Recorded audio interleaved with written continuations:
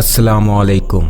इक्का Islamic TV के नाजरीन, आप सब से गुजारिश है कि हमारी वीडियोस को ज़्यादा से ज़्यादा लाइक करें, शेयर करें और कमेंट सेक्शन में अपनी राय का इजहार ज़रूर करें और हमारे चैनल को सब्सक्राइब करके बेल आइकॉन प्रेस करें ताकि आपको मिल सके हमारी वीडियोस सबसे पहले।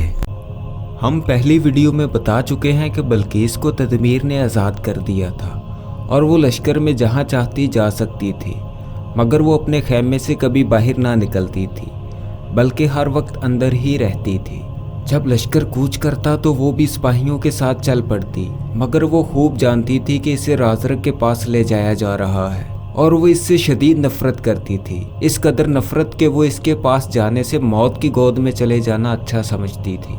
इसलिए वो इस ताक में रहती थी कि कोई मौका मिले तो वो और इस्माइल दोनों इसके दस्ते सितम से निकल भागे। चनाचा इसने एक मर्तबा पहाड़ के ऊपर इस्माइल को मुतला भी कर दिया था।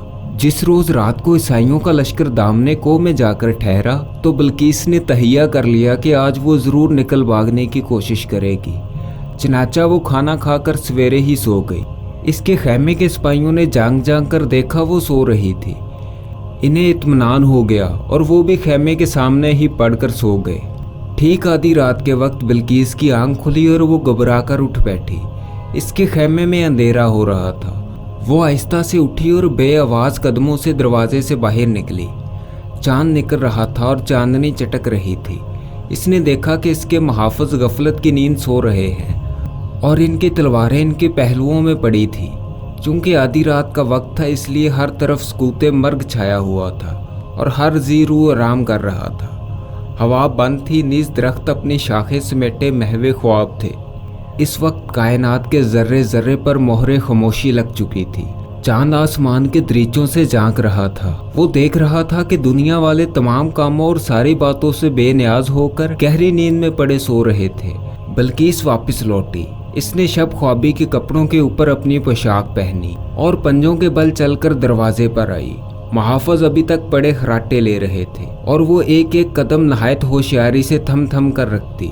कुछ झुकी हुई खौफज़दा निगाहों से मुहाफ़िज़ों को देखती खैमे से बाहर निकल आई। चंद मिनटों का फासला इसने कई मिनटों में तय किया। चूँकि मुहाफ़िज़ ऐन दरवाजे के सामने पड़े सो रहे थे इसलिए वो अपनी कबा के दामन समेट कर इनके पास से गुजरने लगी। जब वो इनसे 2 कदम आगे बढ़ी तो दफातन इसे कुछ ख्याल आया। वो फिर लौटी और इसने एक सिपाही की तलवार उठा ली और नहायत आश्तगी और होशियारी से चली। वो बाखैरियत मुहाफ़िज़ों से गुजर गई और अब खैमों की आड़ लेकर इस तरफ चलने लगी जिस तरफ इस्माइल थे। इसने दिन ही में ये देख लिया था कि इस्माइल को किस तरफ ठहराया गया है। वो इसी तरफ चली। जब इस जगह पहुंची तो इसने देखा कि मुहाफ़िज़ और इस्माइल सब गाफिल सोए पड़े हैं। इसने दिन में इस्माइल से कह दिया था कि वो रात को होशियार होकर सोएं, लेकिन वो गफलत में थे, इसलिए इसे बड़ा अफसोस हुआ। ईसाई इस्माइल की हिफाजत भी अजीब तरीक़ा से करते थे। वो इनके हाथों में सूती रस्से बांधकर अपनी कमर के गिर्द लपेट लेते थे ताकि इस्माइल अगर ज़रा भी हरकत करे तो इनकी आंख खुल जाए। हस्बे दस्तूर आज भी वो इसी तरह से बंधे पड़े थे। बल्कीस ने करीब आकर नहायत आहिस्ता से खांसा। इनके खांसते ही इस्माइल ने सर उबार कर देखा। बल्कीस समझ गई कि वो जाग रहे हैं। वो इनके सरहाने बैठ गई और झुककर तलवार से रस्से काटने लगी, मगर वो इतनी झुक गई कि इसका सांस इस्माइल को अपने रुखसारों पर महसूस हुआ।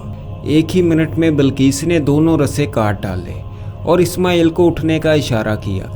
इस्माइल खूब जानते थे कि अगर ज़रा भी बेख्तियाती हुई तो खटका होते ही पहरेदारों में से कोई ना कोई जाग पड़ेगा। इसलिए वो नहायत एहतियात से इस तरह उठे जिस तरह कोई माँ अपने बच्चे के उठ जाने के खौफ से नहायत आहिस्तगी और बड़ी एहतियात से उठा करती है।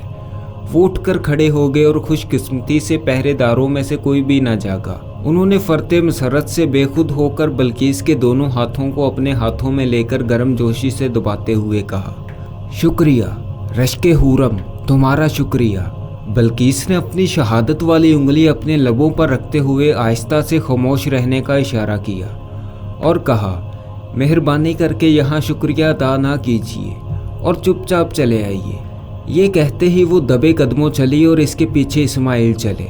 दोनों खैमों की आड़ में चांदनी और सिपाहियों से बचते हुए कदम कदम पहाड़ की तरफ चलने लगे। चूँकि तमाम सिपाही नींद की आगोश में पड़े राहत के मज़े ले रहे थे इसलिए इस कदर सुकून तारी था कि ज़रा से झटके की आवाज़ भी दूर तक पहुंच जाती थी। ये दोनों खामोशी से आगे बढ़ते चले जा रहे थे। कुछ दूर चलकर इस्माइल ने अपना हाथ बल्कीस के शाने पर रखकर इसे रोका। वो रुक गई। उन्होंने इसके कान में कहा, ये तलवार तुम मुझे दे दो। बल्कीस ने भी इसी लहजे में कहा, क्या करेंगे आप? इस्माइल ने कहा, अगर इनमें से कोई अजले रसीदा बेदार हो गया तो इसे हमेशा के लिए खामोश कर दिया जाएगा। बल्कीस ने कहा, मगर मुमकिन है कि इस तरह से दूसरे लोग भी जाग उठे। इस्माइल ने कहा, इत्मीनान रखो, तलवार का इस्तेमाल इस वक्त करूँगा जब ये देखूँगा कि बगैर इसके चाराकार नहीं है। बल्कीस ने कहा, हाँ मैं यही चाहती हूँ। इसने तलवार दे दी। इस्माइल ने तलवार लेकर इसे तोला। बल्कीस ने जल्दी से कहा, ये क्या करने लगे हैं आप? इस्माइल ने कहा, घबराओ नहीं, मैं तलवार को जांच रहा था। बल्कीस ने कहा, मेहरबानी करके इस वक्त जांचना भी बंद कर दीजिए। इस्माइल ने कहा, बेहतर है, तुम्हारे हुक्म की तो तामील करना ही पड़ेगी। बल्कीस ने होशरबा निगाहों से इस्माइल को देखा और मुस्कुराने लगी। अब इस्माइल आगे हो गए और बल्कीस पीछे, मगर सिर्फ एक कदम के फासले से। दोनों आगे पीछे चलकर खैरियत से लश्कर के किनारे पर निकल आए। अब उन्होंने अपनी रफ्तार ज़रा तेज़ कर दी और इस एहतियात का ख्याल न रखा जो कि खैमों में रख रहे थे। चंद ही कदम चले थे कि इस्माइल का पैर एक सिपाही के ऊपर जा पड़ा। वो घबराकर उठा और बड़बड़ाते हुए बोला, कौन है ये बेवकूफ़? इसके बोलते ही इस्माइल ने तलवार उठाई। वो तलवार की चमक देखकर गगला गया और हाथ जोड़ते हुए इस्माइल की तरफ देखने लगा। पहले तो वो कुछ नहीं समझा था कि नींद से बेदार हुआ था, मगर अब जो इसकी नज़र इनके चेहरे और लिबास पर पड़ी तो वो कांप गया। इसने कहा, रहम करो, रहम। इस्माइल खूब जानते थे कि ना वो इसकी बात समझ सकते हैं और ना ही वो इनकी बात समझ सकता है, इसलिए गुफ्तगू करना दूसरों को बेदार करना है। उन्होंने इशारा से इसे खामोश रहने को कहा और वो चुप हो गया।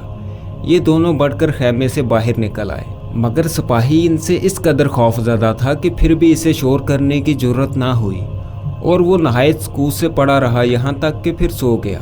सुबह भी इसने इस वाक़या का जिक्र किसी से इसलिए ना किया कि तदमीर इस पर बुज़दिली का इल्ज़ाम लगाकर इसे कत्ल करा देता।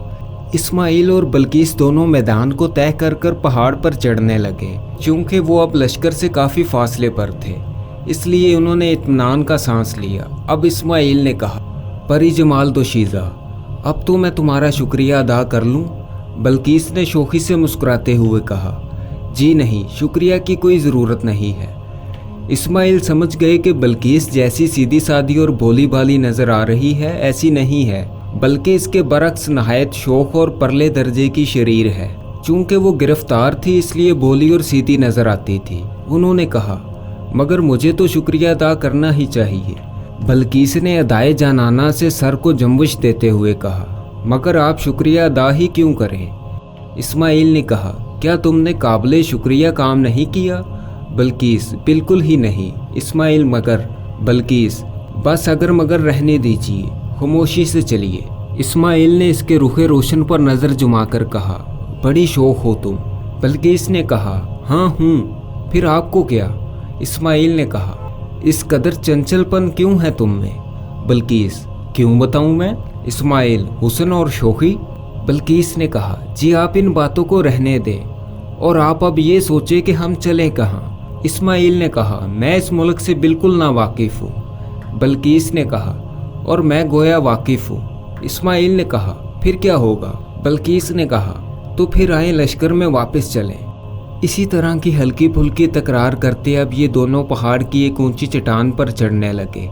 अगरचा चांदनी ने सारे पहाड़ पर सफ़ेद चादर बिछा दी थी, जिससे दरे और घाटियाँ बखूबी नज़र आ रही थी, मगर ये आपस की बातों में कुछ ऐसे महव थे कि ना उन्होंने दरे को देखा और ना घाटी को, बल्कि एक सीधी चट्टान पर चढ़ने लगे। इस चट्टान पर जो सबसे ज़्यादा ऊंची और सीधी थी कि दिन में इस पर चढ़ने की किसी हालत में भी जुर्रत ना करते। इस्माइल आगे आगे थे और बल्कीस इनके पीछे सहारा लिए चल रही थी।